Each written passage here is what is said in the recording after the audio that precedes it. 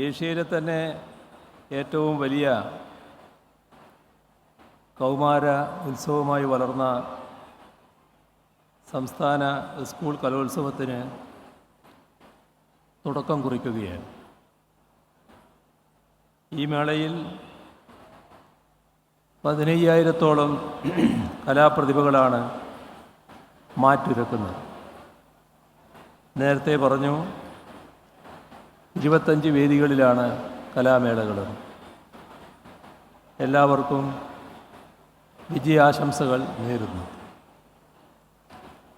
ഈ കലോത്സവത്തോടൊപ്പം സംസ്കൃതോത്സവം, അറബിക് സാഹിത്യോത്സവം എന്നിവ കൂടി നടക്കുകയാണ്.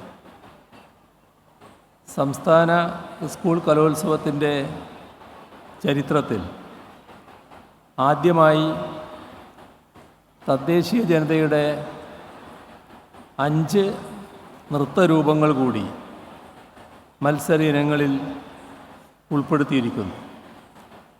അതുകൊണ്ട് തന്നെ പ്രാക്തന കലകളുടെയും ക്ലാസിക് കലകളുടെയും എല്ലാം സംഗമവേദിയാവുകയാണ് ഈ കലോത്സവം. ഏറെ അഭിമാനകരമാണിത്. കേരളത്തിൻ്റെ കലാ സാംസ്കാരിക രംഗത്തെ സംബന്ധിച്ച് വലിയൊരു നഷ്ടം സംഭവിച്ച വർഷമാണ് കടന്നുപോയിരിക്കുന്നത്.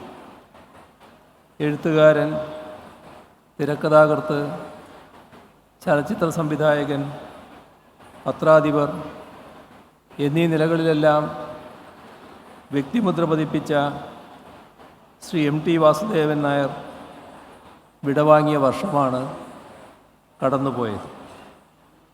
എല്ലാ വർഷവും അദ്ദേഹത്തിൻ്റെ കലാസൃഷ്ടികൾക്ക് വ്യത്യസ്തമായ വ്യാഖ്യാനങ്ങൾ ഉണ്ടാകുന്ന വേദിയാണ് സ്കൂൾ കലോത്സവം. അതുകൊണ്ട് തന്നെ ഈ വേദിയിൽ വെച്ച് അദ്ദേഹത്തിൻ്റെ സ്മരണകൾക്ക് മുൻപിൽ പ്രണാമം അർപ്പിക്കുന്നു. കേരളത്തെ ആകെ ദുഃഖത്തിലാഴ്ത്തിയ മുണ്ടക്കൈ ചൂരൽമല ദുരന്തം നടന്നത് കഴിഞ്ഞ വർഷമാണ്. അതിൻ്റെ ആഘാതത്തിൽ അവിടങ്ങളിലെ കുട്ടികളുടെ പഠനം മുടങ്ങുന്ന സാഹചര്യമുണ്ടായി.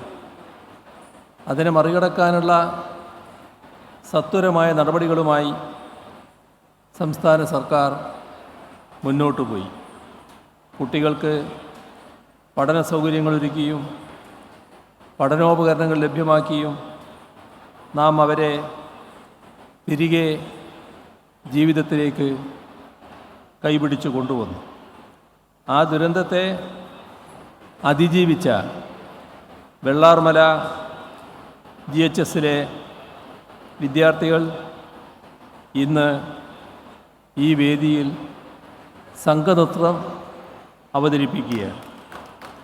ആ നിലയ്ക്ക് കലാപ്രകടനം എന്നതിലുപരി അതിജീവനത്തിൻ്റെ കൂടി നേർക്കാഴ്ചയാവുകയാണ് ഈ കലോത്സവ വേദി എന്നതിൽ അതിയായ സന്തോഷമുണ്ട്.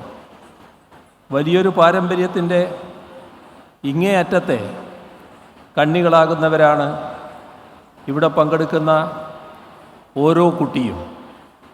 കലോത്സവ വേദികളിൽ മാറ്റുരച്ച നിരവധി പ്രതിഭകൾ കേരളത്തിൻ്റെ സാമൂഹിക സാംസ്കാരിക മണ്ഡലങ്ങളിൽ പിന്നീട് തങ്ങളുടേതായ വ്യക്തിമുദ്ര പതിപ്പിച്ചിട്ടുണ്ട്.